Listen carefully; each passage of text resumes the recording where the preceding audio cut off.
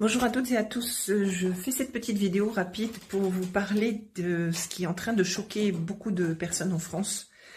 Les annonces chez France Emploi, l'ex-Pôle Emploi, si je ne m'abuse du nom, concernant des combattants que l'on recherche partout, des combattants divers et variés, des métiers militaires, avec une faible demande de formation, avec seulement quelques compétences requises, et beaucoup d'avantages préconisés, des avantages, donc des CDD. Tu m'étonnes que ce soit des CDD, ce sont des chairs à canon, puisqu'on sait très bien que 90% ne reviendra pas, pour favoriser le manque de militaires humains dont on a besoin.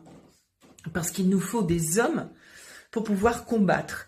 Les machines ne suffisent pas, ça c'est clair, évident, et on le sait dans de très nombreux environnements militaires que les machines ne remplaceront pas l'humain. C'est pourquoi il y a beaucoup d'androgynes qui sont mis en route, des robots, des Terminators, qui sont mis en route partout afin de répondre à ce manque humain qui nécessite énormément déjà de préparation, de quantité, et derrière de possibilités sur le terrain. Parce que tout le monde n'a pas cette possibilité de faire la guerre, en fait, c'est clair. Donc dans beaucoup de départements en France, il est requis un recrutement national séduisant. C'est une fiche relativement séduisante avec des mots qui mettent en avant certaines qualités requises, mais en même temps derrière des avantages. Il y a beaucoup d'avantages qui sont mis en avant également, de façon à séduire la cible potentielle pour les envoyer au front en Ukraine. Si je fais cette vidéo, c'est que pour vous les familles, il serait temps d'essayer de reprendre conscience de ce qui se passe. France Emploi est complice de cette situation-là, mais involontaire quelque part, parce qu'ils ne font que répondre aux ordres. Et c'est un peu comme durant la Seconde Guerre mondiale, je ne sais pas si vous vous rappelez, les policiers et les gendarmes qui remplissaient les trains pour aller à Auschwitz, Treblinka, Dachau et ainsi de suite, ou le service, le STO, de façon à pouvoir satisfaire à la demande humaine, encore une fois, des Allemands. Nous sommes exactement dans le même cas de configuration. Il faut absolument sensibiliser les gens autour de vous, qu'ils prennent conscience de ce qui se passe, où ils mettent les pieds, à quoi servent ces annonces. On savait que France Emploi, enfin autrefois Pôle Emploi, il y avait beaucoup de fausses annonces pour valoriser des entreprises, dire qu'elles étaient en très bonne forme économique. On voyait beaucoup cela, des fausses annonces d'emploi. Moi, j'en ai parlé avec des gens de Pôle Emploi à l'époque et ils étaient parfaitement au courant que ça existait. C'était du marketing en fait, ni plus ni moins. Là, c'est pas du tout du marketing, c'est de la propagande de guerre pour faire des chairs à canon. C'est violent, c'est dramatique.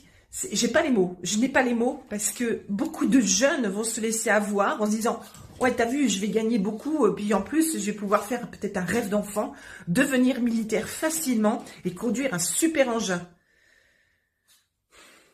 Ils sont trop jeunes pour beaucoup pour comprendre ce qui se passe, pour comprendre comment on les manipule. Et c'est à nous, adultes, de leur expliquer. Après, ils prendront leur décision, c'est leur choix. Mais il faut qu'ils aient notre explication.